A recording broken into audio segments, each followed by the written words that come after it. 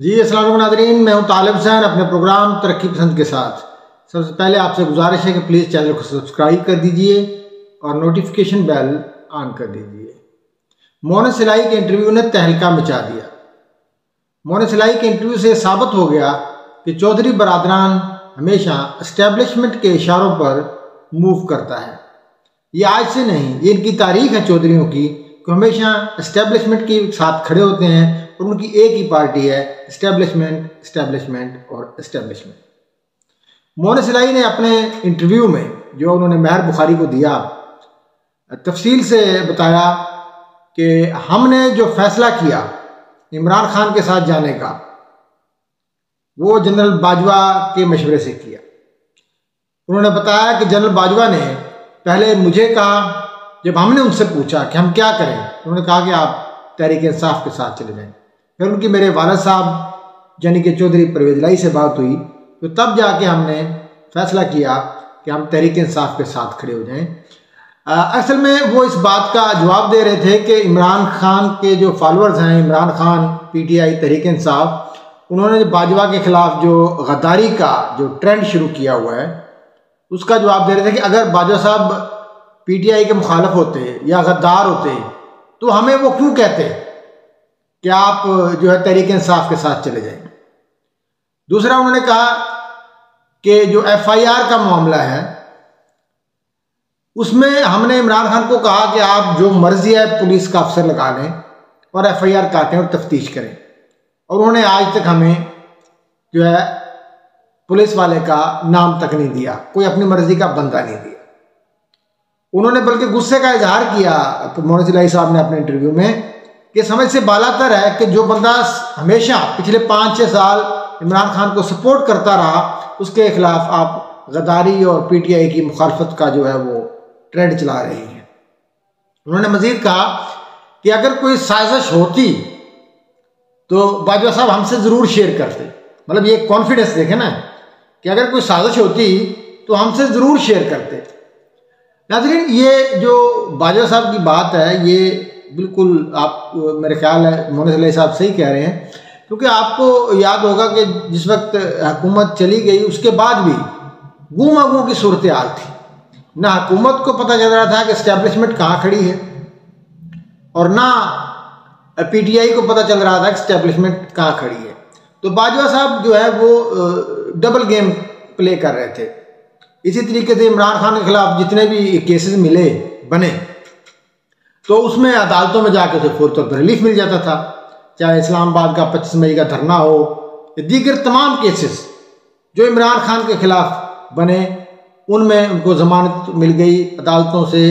ना high court ना supreme court किसी ने भी हुकूमत को घास नहीं डाली। अच्छा, इसका जो सवाल का जवाब कल हामिद मीर के प्रोग्राम में भी आया, जब राना सनाउल्लाह साहब से ये पूछा गया कि भाई वो आप तो इमरान खान को कुछ कर ही नहीं सके, उनको तो जमानतें होती रहीं, ये किसका फैज़ था? तो उन्होंने कहा जी था किसी का फैज़, अब वो फैज़ नहीं रहा। ठीक है ना। उन्होंने कहा ये जो इमरान खान की जो अदालतों से रिलीफ मिल रहा था, इसके पीछे कुछ महर्रकात थे। ठीक है ना जी। तो इससे ये बात साबित होती है कि बाजवा साहब और फैज़ साहब किसी हद तक जो है वो गेम प्ले कर रहे थे। वो जो कहने के जो न्यूट्रल है वो न्यूट्रल नहीं थे, क्योंकि इमरान खान की डिमांड ज़्यादा है। वो कहते हैं कि बस मेरे साथ हो, किसी और के साथ ना हो। है जी, जिस तरह मुझे आप 5 साल पालते पोसते रहे हैं, इसी तरीके से मेरे साथ खड़े हों। तो इमरान खान का मुतालबा दरअसल ये था, उसे फुल्ली सपोर्ट नहीं थी। अच्छा, ये बात एक और भी ज़राए से कन्फर्म होती है कि MQM और बाप पार्टी के जो मगसी साहब के अरकान थे, उन्होंने भी ये कहा कि हमें भी पैगाम मिल रहा था, हमें भी ये कहा गया था कि आप इमरान खान के साथ खड़े रहें। तो चूंकि हमें इन्फोर्स नहीं किया गया तो हमने फैसला किया कि हम PDM के साथ जाते हैं। तो इस तरीके से ये जो मामला था, ये इसमें बाजवा साहब का किरदार था, और बाजवा साहब के किरदार की बहुत सारी गिरहें जो है ना खुल के सामने आ रही हैं, और फैज़ का किरदार भी सामने आ रहा है। और इमरान खान जो तिलमिला रहा था वो फैज़ और बाजवा की वजह से तिलमिला रहा था। देखें ना कि अब टून बड़ी हल्की हो गई है। जो जनरल आसम मुनीर है, उनसे पहली मुलाकात में सदर साहब कहते हैं जी आप तहरीक इंसाफ के साथ रिकनसाइल करें। उन्होंने कहा जी सॉरी। और इमरान खान ने भी आज एक बयान दे दिया कि हम मशरूत जो है तैयार हैं, हम असम्बली डिसॉल्व नहीं करेंगे अगर हमें इलेक्शन की डेट दे दी जाए। उस पर मरियम औरंगजेब ने कहा, ट्वीट किया कि ये जो है ना अक्टूबर 2023, तो उन्होंने डेट दे दी इमरान खान को। तो जो असम्बलियों की डिसोल्यूशन का मामला है, अब ऐसा लग रहा है कि इमरान खान इससे यू टर्न लेंगे। मोहन सिलाई साहब ने तो मतलब धमाका कर दिया ना। ये मोहन सिलाई साहब कौन सा इंटरव्यू देते हैं, बहुत कम हमने उसके इंटरव्यू देखे हैं। तो वो ये इंटरव्यू जो हुआ ये सोच समझ के उन्होंने दिया। और दूसरी तरफ से आसफ जरदारी साहब का जो इंटरव्यू था, उनमें उनसे जब बार बार पूछा आसमा शराजी ने कि आप चौधरी परवेज लाई, उन्होंने कहा ये दूरियां हैं। उन्होंने इग्नोर नहीं किया इसको, उनका दूरियां हैं। दूरियां पहले भी थी, कह रहा मैंने दूरियां दूर की, मैंने उसे डिप्टी प्राइम मिनिस्टर बनाया, 17 वजारतें दी, ठीक है ना जी। तो अब वो कॉन्फिडेंस का जो लेवल है वो बहाल करना है चौधरियों ने। और एक और अहम बात हुई है कि जो शहबाज शरीफ है PMLN, उन्होंने आज अपने इजलास में तहरीक अदम एतमाद ना पेश करने का फैसला किया है, ठीक है ना जी। इसमें दो ही बातें हैं, या तो परवेज लाई को सपोर्ट कर रहे हैं, मतलब जरूरी नहीं कि सपोर्ट करने से वो आगे वजारतें लेने या हुकूमत में शामिल हो जाएं, ये एक मतलब खुफिया सपोर्ट कह लें, इसे कह लें कि ऐसी सपोर्ट मतलब है जो वक्त की ज़रूरत है, और खामोश सपोर्ट जो है वो परवेज लाई के साथ खड़ी रहे।